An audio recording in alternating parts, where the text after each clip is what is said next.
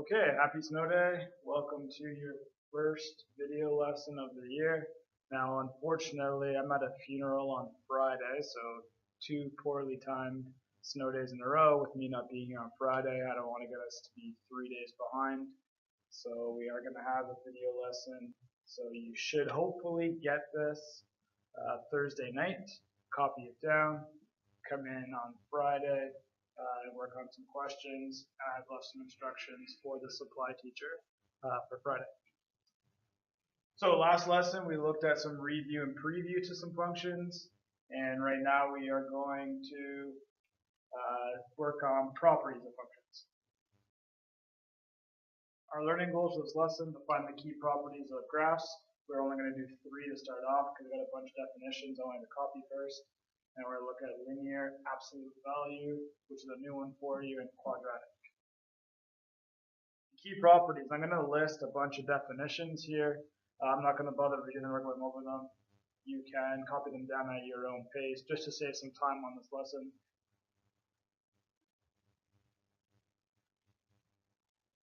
So again, feel free to pause it, get those copied down, and make sure you're familiar with them as we move forward.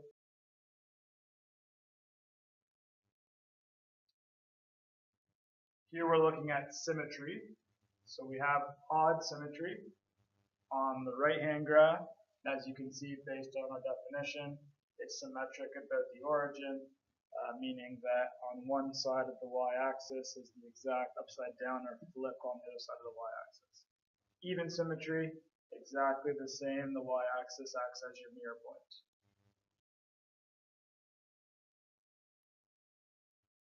End behaviors. And we're going to add something to our graph here. So we're going to put arrows on both of these. End behaviors is probably something new for you, especially if you've taken the course before. So end behavior basically describes what the function does as the domain, our x values, approach positive infinity and negative infinity. And those are the symbols for positive and negative infinity. The degree of the function leading coefficient determine this. So I'm going to talk more about that in a future lesson. Basically, what you need to know for end behaviors is, as your graph goes left on the domain, what happens to it, what value is it approaching, or where is it generally going, and as you go to the right, to positive infinity, what's happening. So if I start with this even function that we have on the left, if we start on the y-axis and start out by going to negative infinity, so I'm going left as I trace along, and this arrow indicates I'll just end up keep going down and down and down. So as you write that is, as x goes to negative infinity, y or f of x. So again, as I trace along, as I keep getting more and more negative, this is going to keep going lower and lower and lower. My y value or f of x value approaches negative infinity as well, getting lower and lower and lower. As I go to the right, trace along. So as I'm getting bigger and bigger on the x-axis, my function is going down, down, down, down, down forever. So as x goes to positive infinity, y or f of x also goes to negative infinity. If we look at our graph on the right, our odd function, start at the origin or start on the y-axis. As my graph goes more and more negative, trace along, trace along. So as I keep going this way to the left, my graph's going to keep going up and up and up, more and more positive, which means as x goes to negative infinity, y or f of x goes to positive infinity. Same thing on the right. As x is approaching positive infinity, getting bigger and bigger, heading to the right, my graph is actually going to keep going lower and lower and lower. So as x goes to positive infinity, y goes to negative infinity. We're going to start with a warm-up here.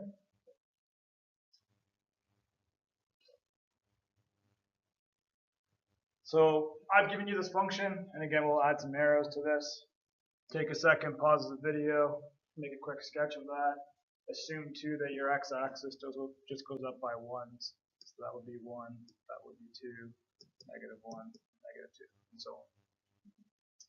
and x-axis and y-axis. So these are the key properties that we're going to state for this function based off the graph, and then we're going to do it for 3 specific functions. Domain. When you're looking at domain, is there any gaps? Is there any holes? Is there any asymptotes? Anything like that? In this case, no. My graph's going to keep getting bigger and bigger and bigger, going out to negative infinity, and get same thing going out to positive infinity. So there are no restrictions on the domain. X can be anything. So very simple. X can be any element of a real number. My range. My range, again, it's going to keep going up to positive infinity. It's going to go down to negative infinity. There are no gaps. There are no asymptotes. There's no holes, no breaks. One continuous function going really, really high, going really, really low. It's going to go on forever. There are no restrictions. Y is any element of the real number set. Intervals of increase, intervals of decrease. So basically you want to break your graph down into sections. So let's break our graph down going from left to right. And all you have to do is use your pencil or your pen and trace along. So if I start on the extreme left up here and I go down,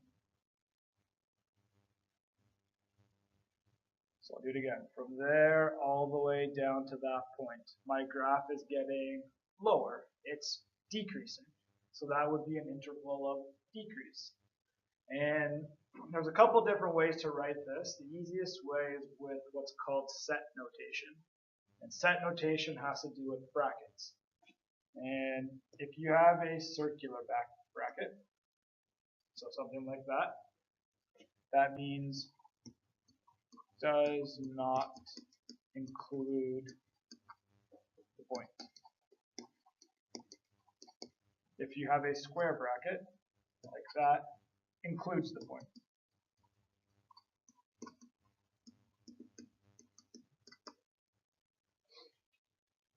So again, we start on the left, we go down, we've identified my function's decreasing, so it is an interval of decrease. Going out to the left, that's negative infinity. Now negative infinity is not a number. It's just an idea for a really, really big number, and you can always get bigger and bigger than that. So to write that interval of decrease, you cannot include infinity, so from negative infinity, comma for set notation just means 2. So from negative infinity to negative 1, including the point, my function is decreasing. If we look at the next little portion of my graph, so from negative 1, trace your pencil or pen along till you hit like a turning point. So again, start down here, go up. My graph is increasing. My graph is increasing between negative 1 and 1. So that's an interval of increase. So from negative 1 to positive 1, my graph is increasing. And the final portion, start from that where we left off, trace down till you finish the rest of the graph. From 1 down, I keep going, going, going. My graph is getting lower. That's another interval of decrease. So from 1 to positive infinity, my graph is decreasing. Continuous or discontinuous. If you look at your definition, continuous basically just means that you can take your pencil and trace all the way along your graph without lifting it. There's no gaps, there's no holes, no asymptotes. In this case, I can definitely do that. So my graph is continuous. There are no asymptotes, so none. Zeros, where does my graph cross the x-axis? X equals negative 1. X equals 2. Y-intercept, right there. So y-intercept now has coordinates 0, 2. Symmetry. If it's even symmetry, remember the y-axis is your near point. Definitely in this case, if you were to fold your graph along the y-axis, it is not the exact same on the other side. So it definitely does not have even symmetry. Odd. Odd has to be basically symmetric about the origin, so 0, 0. Meaning that if I look here, if If I start at 1 at 0, 0, I could go over 1, up 4 to get that point. If this was odd, I would have to go over 1 and down 4 this way to get my other point. Clearly that's where my point is not there. It's up here, so this does not have odd or even symmetry. So we would just write none. End behavior is just looking at the end of your graph. So as I move in this direction, as I head to negative infinity, my graph's getting higher and higher. So as x goes to negative infinity, y goes to positive infinity. And if I look over here, as my graph is getting more and more positive, heading towards positive infinity, my graph is getting lower and lower. So as x goes to positive infinity, y goes to negative infinity. And we're going to be doing that for the next 3 graphs and basically on Monday as well.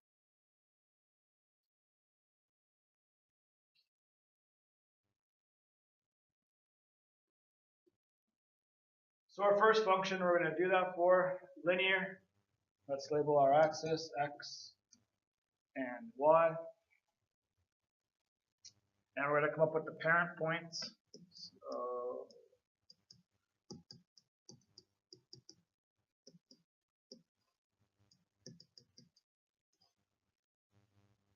for a linear function, there's no restrictions, so just pick the standard, -2 to 2. And we're using the function f of x equals x. So those are just the exact same. So -2, -2, -1, -1, 0, 0, 1, 1, 2, 2. Let's plot those on the graph. 0, 0, -1, -1, -2, -2, 1, 1, 2, 2. Take out your ruler, connect them with a straight line, arrows on the end, and label your function f of x equals x. Domain. There are no restrictions for a linear function.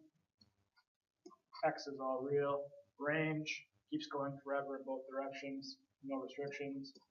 Y is all real. Intervals of increase. If I go from left to right, my graph is always getting higher. So there is no interval of decrease. And since my graph is always getting higher, so always going up as I go left to right, the interval of increase is from negative infinity to positive infinity. Continuous or discontinuous? Do you have to lift up your pencil or pen? In this case, no, I can keep tracing all the way along.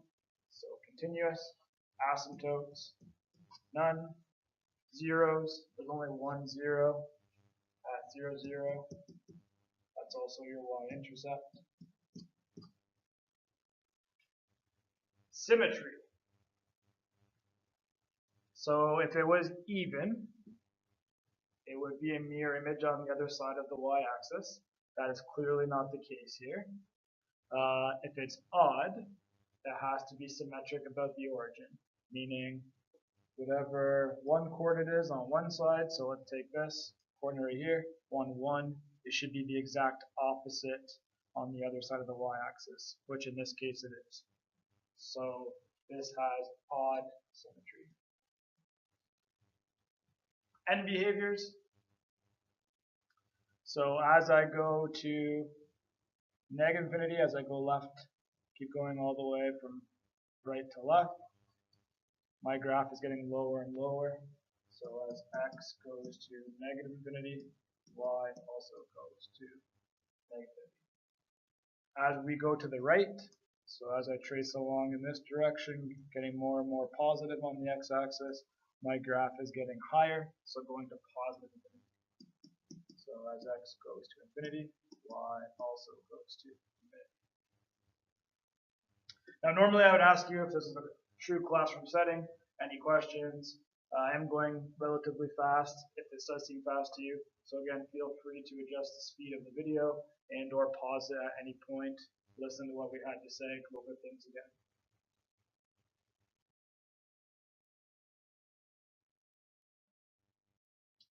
Our next function, the absolute value. Now you've probably never seen this before.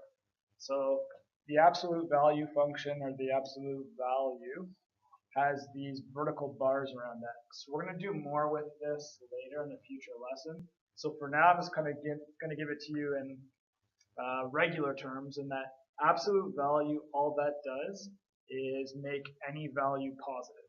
So if I put anything in for x, if it's positive, it'll turn out to be positive. If it's negative, it will also turn out to be positive. So knowing that, x and y, parent points,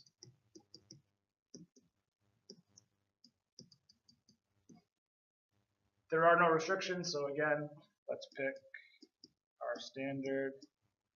And remember, absolute value of x basically means it turns anything positive. So -2 would turn to +2.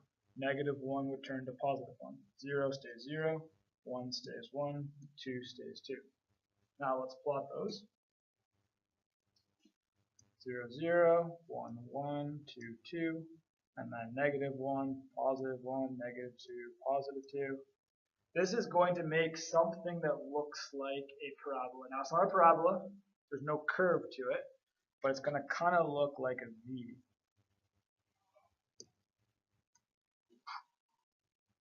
And there's our function f of x equals the absolute value of x. Domain. No restrictions, keeps going in both directions. X is all real. Range. There's definitely a restriction here. So range belongs to a set of real numbers such that the lowest this will go is 0. My graph doesn't live down here at all. So my function, not down here, the lowest it goes is 0, and then it gets higher from that. How do you write that? Y is greater than or equal to 0. Intervals of increase and decrease. So as I go from left to right, I trace along my function. I have an interval of decrease there. My graph is getting lower as I go left to right. So from -infinity to 0, my graph is getting lower. And if I continue on the second half of the graph, going left to right, trace along my function, as I'm heading towards +infinity, my graph is getting higher and higher. So that's an interval of increase. So from 0 to +infinity, my graph gets higher. Continuous or discontinuous? Can you have your pencil go along your function without lifting it? Yes, we can. So continuous, asymptotes, none, zeros, x equals 0, y-intercept 0, 0. Symmetry. Is it symmetrical about the y-axis? Meaning, is that your mirror point? Yes, it is. We have the exact same image on the right side of the y-axis as we do on the left side. So it has even symmetry. End behaviors. As I go from 0, heading out towards -infinity this way, my graph is getting higher and higher, more positive, more positive. So as x goes to -infinity, y goes to +infinity. And on the right side, as I go left to right, so more and more positive, my graph is getting higher, heading towards +infinity. So as x goes to infinity, y also goes to infinity.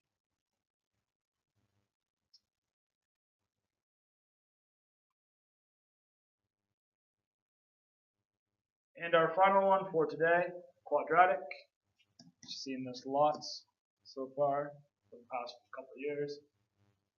So x and y, let's come up with our parent points.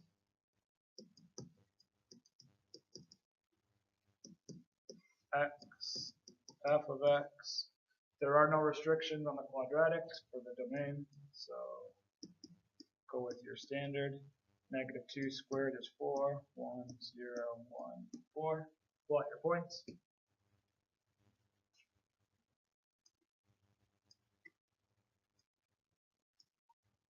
And unlike our absolute value, which comes to like a point at the bottom, like a V, we know quadratics have a curve at the bottom.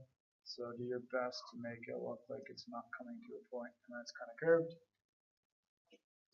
And f of x equals x squared. Domain can be anything.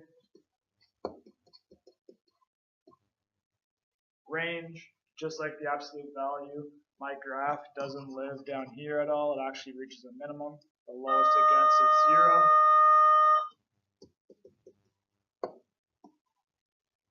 So how do I write that? Y is greater than or equal to 0. Intervals of increase and decrease start left to right. As I move left to right and trace along my function, I'm getting closer and closer to 0. My graph is decreasing, getting lower.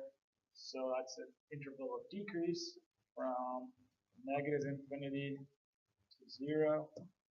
And if I do the second half of the graph, from 0 up, trace along, my function's getting higher and higher, so that's an interval of increase. And that's from 0 to infinity. Oops, that should be a circular bracket. Continuous or discontinuous, can you keep your pencil on your graph as you go? Yes, we can. Continuous. Asymptotes. None. Zeros. X equals 0. Y-intercept 0, 0. Symmetry, just like our absolute value function, this looks like it's even. It's a mirror image on the y-axis. End behaviors. So as x approaches negative infinity, so it gets more and more negative, goes in this direction with the trace on my function, my graph is getting higher and higher, more positive and more positive. So as x goes to negative infinity, y goes to positive infinity. And on the other side, as x gets more and more positive, heading towards positive infinity, my graph's getting higher and higher. Therefore, my function is getting closer and closer to infinity.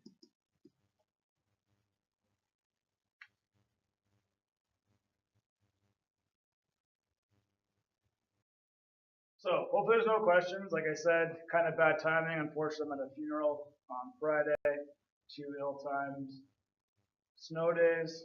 I don't want us to be behind the 8 ball much more. So we're going to pick up where we left off on Monday. Now for Friday, I'm going to have a handout for you to fill it in. So if you copied down this lesson, that's okay. You're going to get a handout on Friday that's going to be really nicely laid out like it was in the lesson for you to copy it into. And I'm also going to leave what we're doing on Monday. So if you're feeling ambitious this weekend, you're more than welcome to start filling that out, and it can make Monday's lesson go quicker. If you're not feeling ambitious or you're busy, don't worry about it. We're going to do it on Monday. And test looks like it's going to be Thursday, February 21st-ish.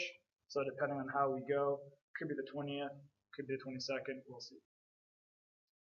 Work. Please bring back your form signed ASAP. I left a note for the supply to accept anyone's forms on Friday. That way you're eligible for the bonus marks. If not, try to bring it in for Monday. And no official homework other than memorize the properties of the functions that we did today. And again, if you are feeling ambitious this weekend, feel free to complete the additional handout that you get on Friday. Have a great weekend. See you on Monday.